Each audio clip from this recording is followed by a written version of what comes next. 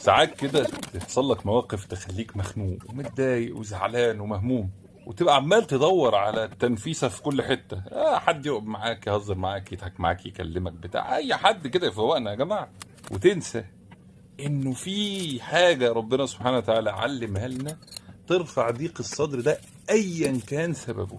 أيا كان سببه. اسمع الآية: ولقد نعلم أنك يضيق صدرك بما يقولون. الكلام هنا للنبي صلى الله عليه وسلم.